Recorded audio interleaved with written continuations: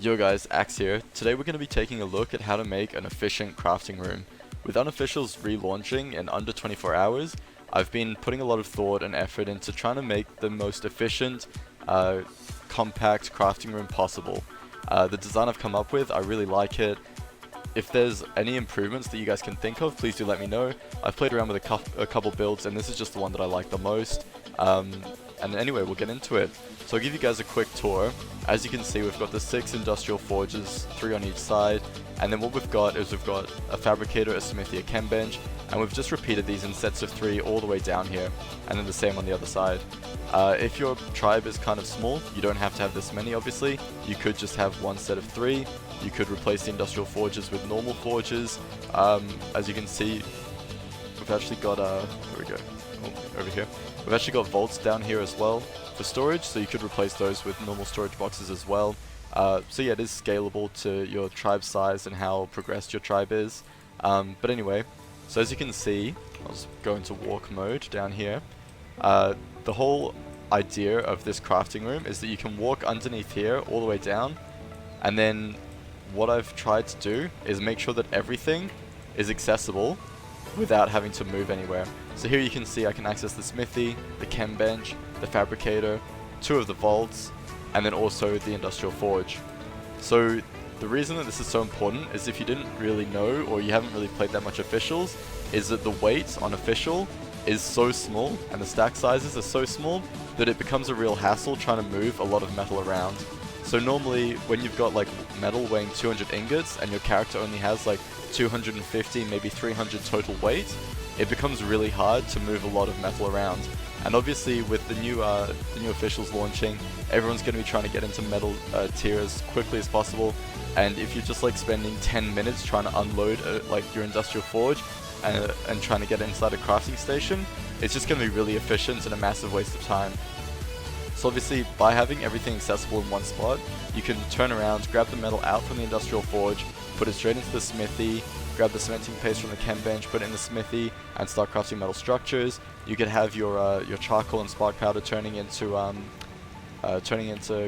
gunpowder in there, and then grab the gunpowder out of there and put it in the fabricator for advanced bullets, stuff like that. And then once you've got like all of your bullets crafted, you don't want all of your slots to be taken up in the crafting station. So as they become crafted, just chuck them in a vault. Same with the structures. You could, if someone else is building and you're just crafting the structures for them, just grab the structures out of there, put it in the vault. They can come and grab it whenever they need it. You know, it's not so much of an issue with the chem bench because you'll be making cementing paste and gunpowder, which you can just instantly transfer into another station. But for these two, you don't want to have like just slots capped. So it's just good to have the extra storage. Plus it's safer. If you get raided, it's way easier to break into a vault, way easier to break into a crafting station than a vault. But you know, this isn't going to be your permanent storage either way. So the design for this is pretty straightforward. So I'm sure that if you've done any building, you can probably work out how it's done. But just in case, I'll quickly walk through how I did it. Obviously, I started with the foundations. You can make them as big or as small as you want, depending on how many industrial forges and how many crafting stations you need. I did it on both sides, like, you know, mirror image, but you could just have like one side, so you could just have that side with one catwalk instead of 2. So we'll come down here, and so what I did was I started with placing these 2 walls in the middle of the foundations. If you've got an odd number of foundations, it'll be a bit more awkward because it won't be perfectly lined up in the middle, but it doesn't really matter either way, it'll work one way or another. So once you've got these walls up, I just place the catwalks going all the way along, you can see there, and then the same on the other side as well. And then once those catwalks are placed, we're going to place the crafting stations on top of them.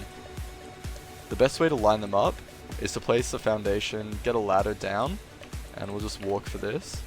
So what you can do is you can jump on the ladder, look down, go into your orbital camera, and now you're perfectly lined up straight with the foundations. So if we come out and we want to try and place a smithy, where are we? So you can see here that it's perfectly lined up straight with the catwalks and the foundations, and you just want to edge over until it's just on the edge of that catwalk. I won't be able to place it all the way next to this fabricator because that vault's in the way, but you'll place these crafting stations first, and you just want to make sure that it's as close to the previous structure as possible, just to make sure that it's all compact and easily reachable. So you'd place that there. One thing I will point out is that with the smithy, it's really weird. So hang on, I'll just place it down here for now. And then we'll grab a fabricator just to show you guys what I'm talking about.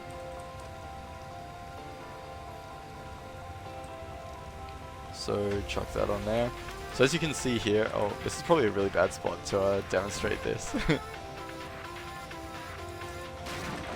I'll just move it over here quickly. And need another smithy. Sorry guys. Grab one of them. There we go. And chuck, where'd it go? Chuck that on our bars as well. So as you can see, if I place a fabricator here, and then you're trying to place this smithy, you can see you can only place it this close. Like, the hitbox for the far side of the smithy is massive.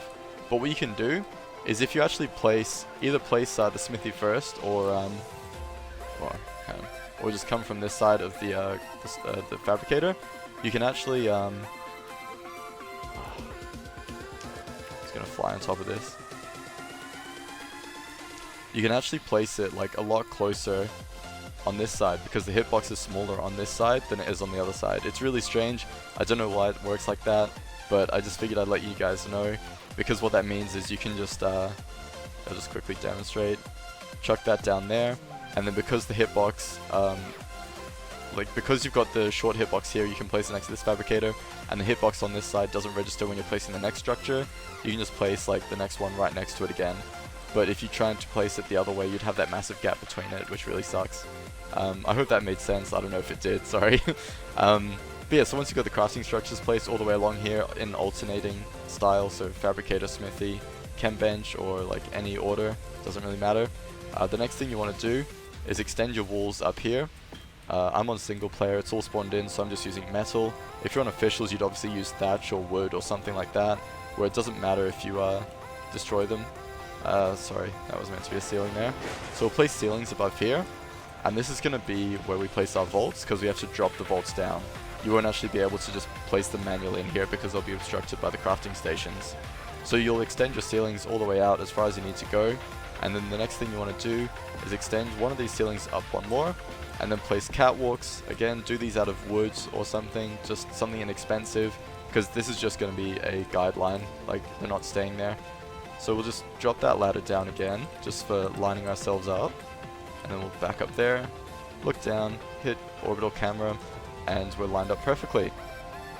So there's a few reference points that you want to be looking at to line this up as well as you can.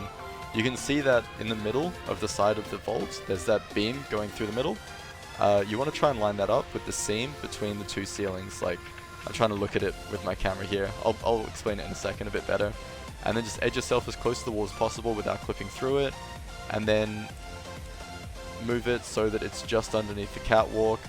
And there's two other seams that you can line them up with as well. In a sec, I'll show you which ones they are. So you can see here that middle beam for the middle of the vault is lined up with the seam between these two ceilings. The vault is also just underneath the catwalk, and then you can see here where my cursor is.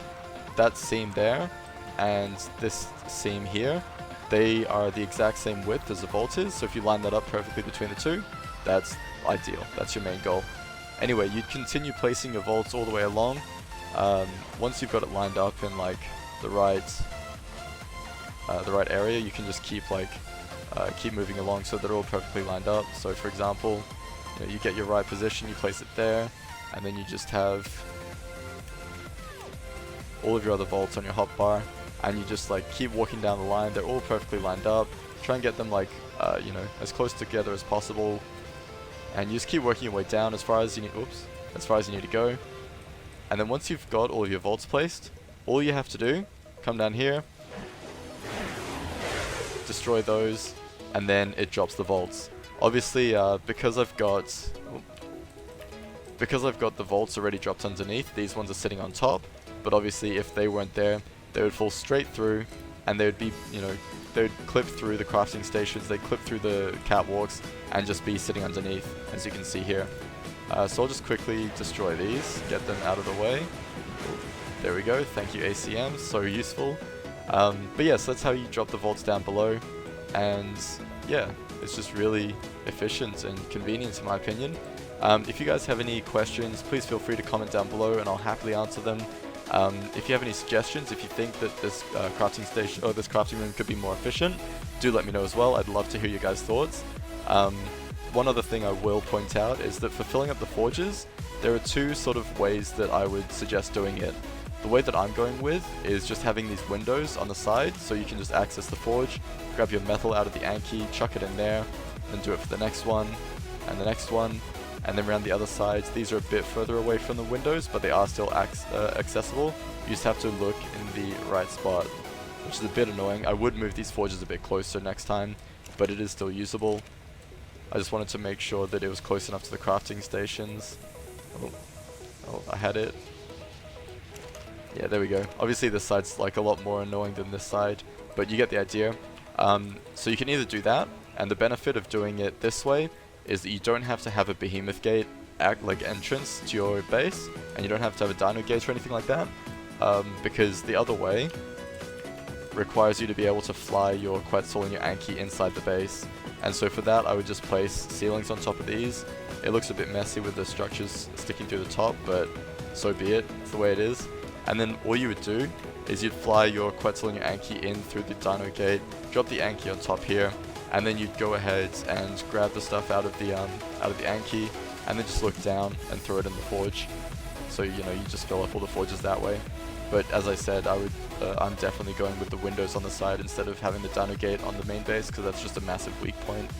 But yeah, so I hope you guys enjoyed this. I hope it does help you with officials. Obviously, being efficient is really important for officials. So yeah, if you did enjoy it, please hit that subscribe button, hit the like button.